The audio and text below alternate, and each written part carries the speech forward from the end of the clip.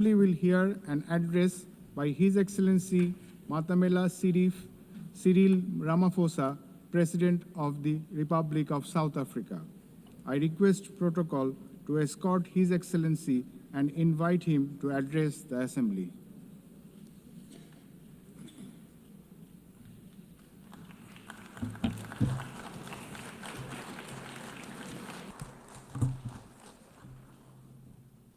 Thank you, President of the 80th session of the UN General Assembly, United Nations Secretary General, Excellencies, Heads of State and Government, and ladies and gentlemen.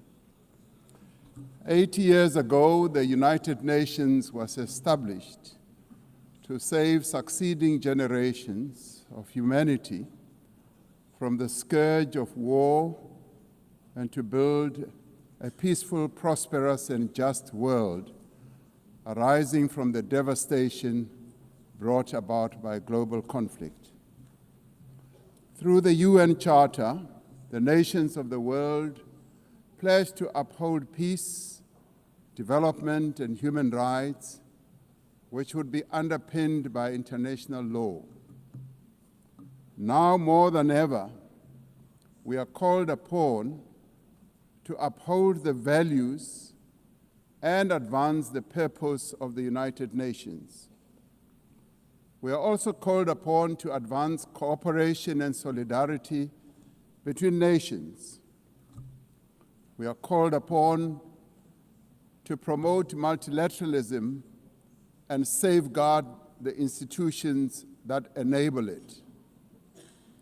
South Africa's engagement in the international sphere echoes our domestic imperatives of eradicating poverty, reducing unemployment, and addressing the root causes of inequality. Our foreign policy is guided not only by the needs of our people, but also those of the continent of Africa and the global South. Inspired by our own history, South Africa strives to maintain world peace and also the settlement of all international disputes through negotiation and dialogue and not through war. We therefore welcome the strong partnership between the African Union and the United Nations in promoting peace, security, and stability on the African continent. This year, South Africa is honored to preside over the G20. This is the first time that G20 Leaders Summit will be held on the African continent, the cradle of humanity. South Africa's G20 presidency is guided by the theme equality, solidarity, and sustainability.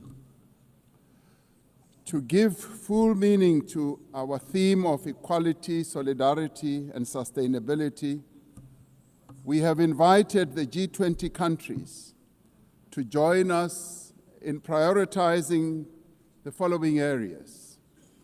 Firstly, in discussion to strengthen disaster resilience and response by addressing the increasing frequency and impact of climate-induced natural disasters.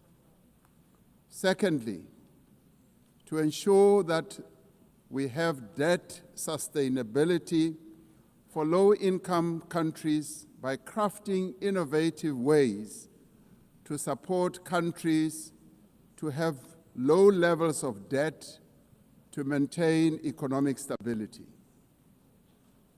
Thirdly,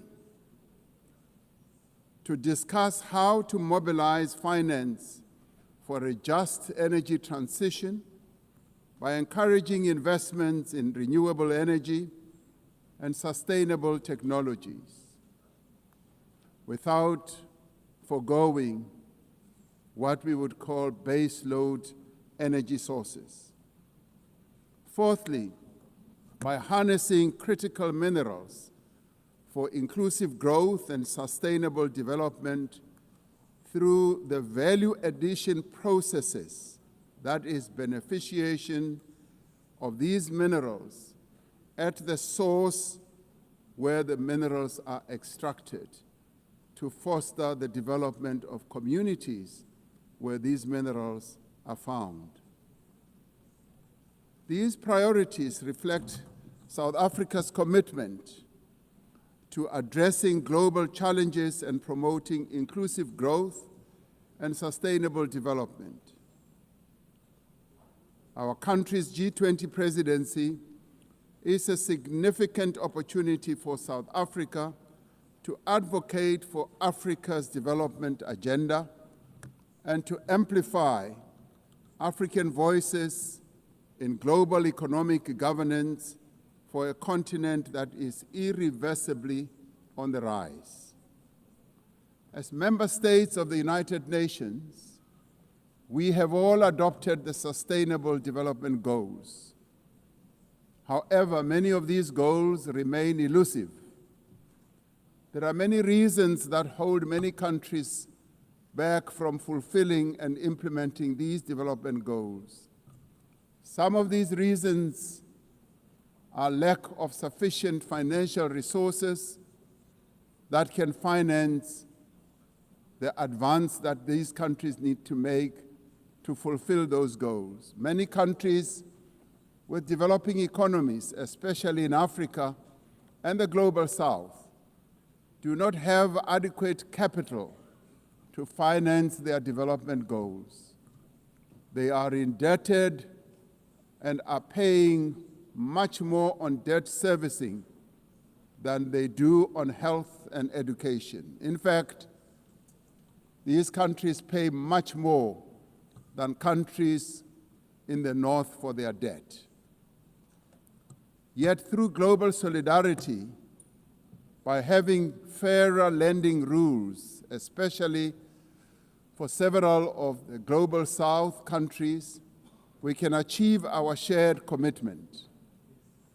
Through the G20 process, we are working towards building consensus on how this problem can be tackled, including the reform of international financial institutions, particularly multilateral development banks, to better tackle global challenges that many countries face.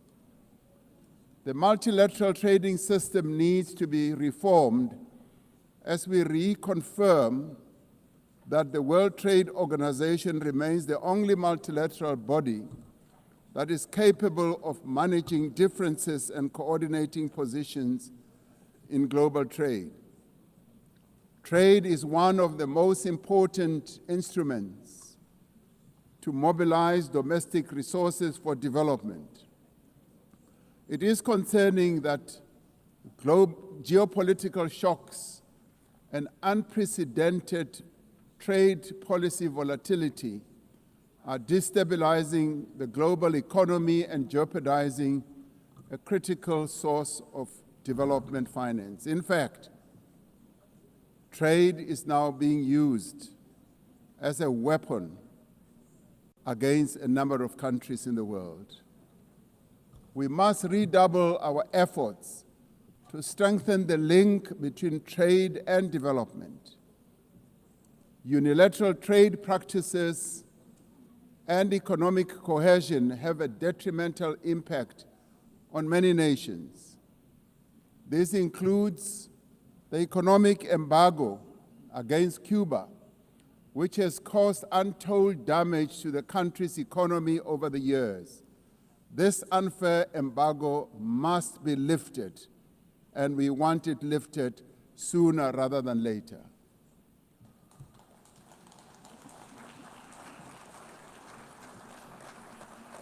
In the midst of global trade uncertainty, the African continent is providing a pragmatic example of constructive collaboration and cooperation by using the African Continental Free Trade Area as an engine for sustainable growth and development. This will, with commitment, become the central pillar of economic cooperation and integration for our continent. As part of the effort to build more inclusive economies, South Africa's G20 presidency has launched an extraordinary committee of independent experts on global wealth inequality.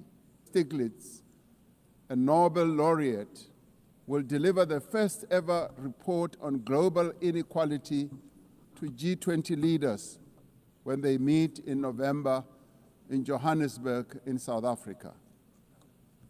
Climate change is an existential threat. We are failing future generations by our inability to reduce global warming.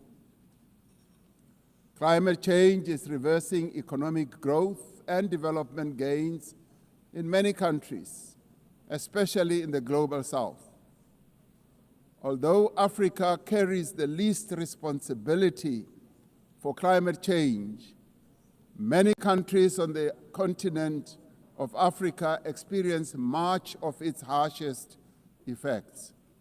Extreme weather events like floods and droughts are driving food insecurity, displacing populations, causing damage to infrastructure, and leading to the unnecessary loss of livelihoods.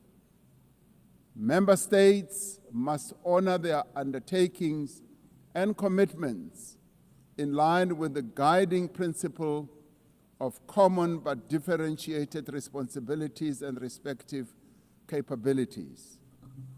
The Secretary General recently reported that global military expenditure has reached historic highs, just as the world is falling behind on its core development promises.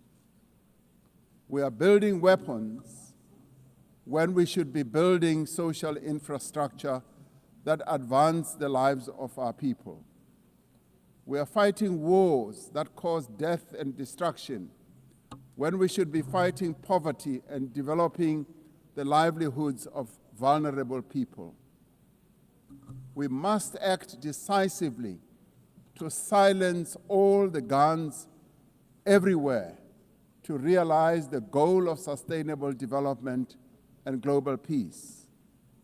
And I do believe that this is an objective that is possible to reach. As we commemorate the 80th anniversary of the UN, the relevance of this institution and various multilateral processes for the maintenance of international peace and security is being willfully undermined. There is an increasing reliance on unilateral military action in contravention of international law. The United Nations Security Council has proven to be ineffective in its current form and composition in carrying out its charter mandate to maintain international peace and security. South Africa remains deeply concerned by the erosion of the credibility of the Security Council and its failures to ensure accountability and uphold international law. As the security and humanitarian situations in the Democratic Republic of the Congo, Sudan, Gaza, and elsewhere deteriorate, it is a matter of great concern that there are countries that continue to violate international law and also defy the United Nations resolutions and rulings, also from bodies like the International Court of Justice. And the Madrid Group aim to reaffirm the primacy of international and ensuring support for a just peace. We cannot and should not accept that members of this organization continue willfully to violate without consequence the charter that we have all agreed to uphold.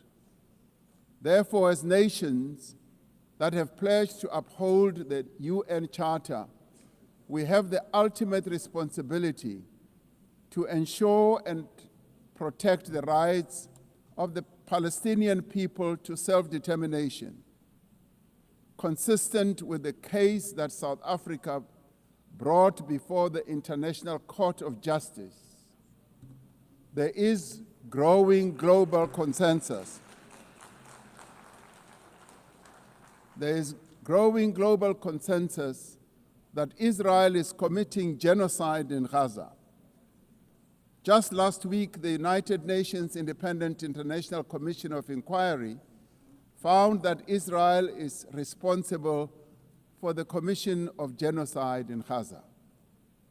As Palestinians continue to face genocide and famine, we have a duty to act.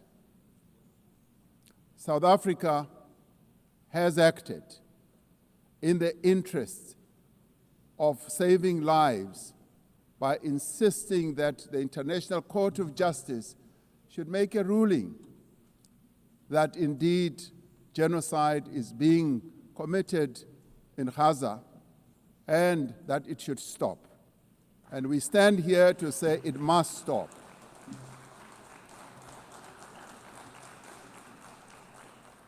We welcome the historic high-level meeting held yesterday on the two-state solution yesterday in this very chamber.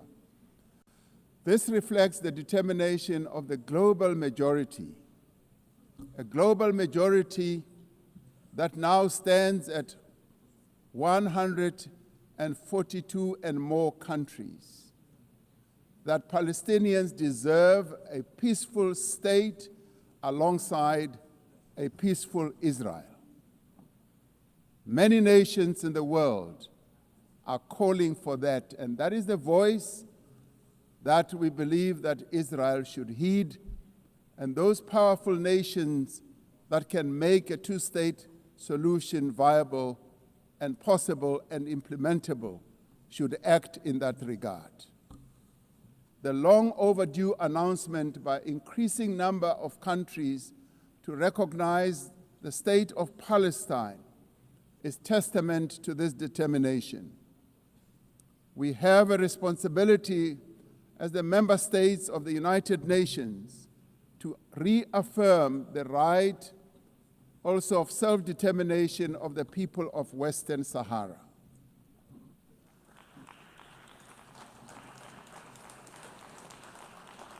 The very first resolution of the United Nations General Assembly in January of 1946 called for the elimination of atomic weapons.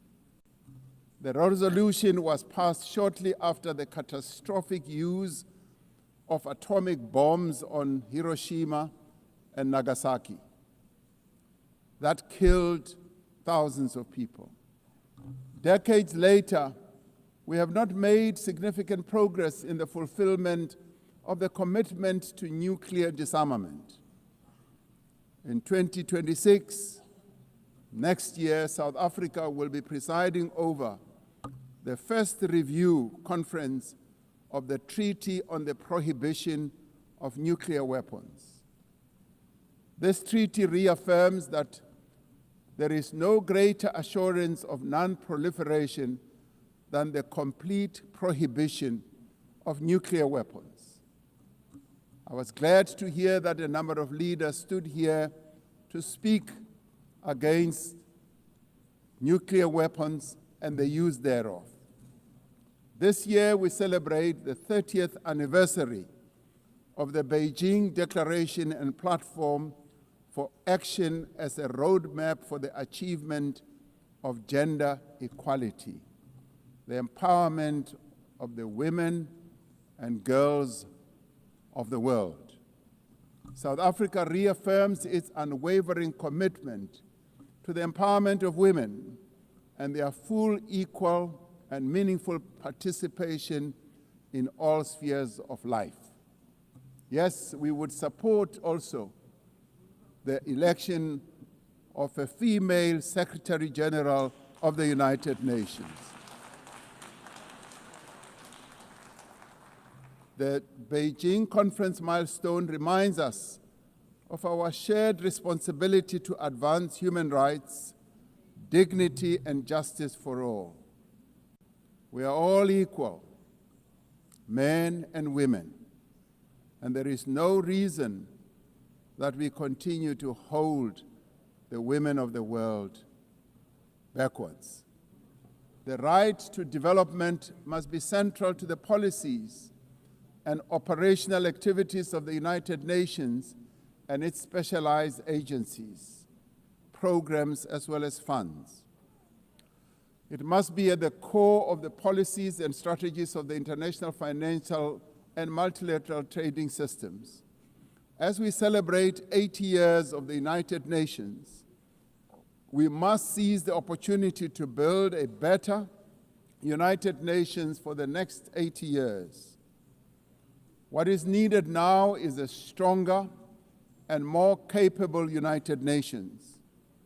A United Nations that is based on the renewed commitment to its founding principles.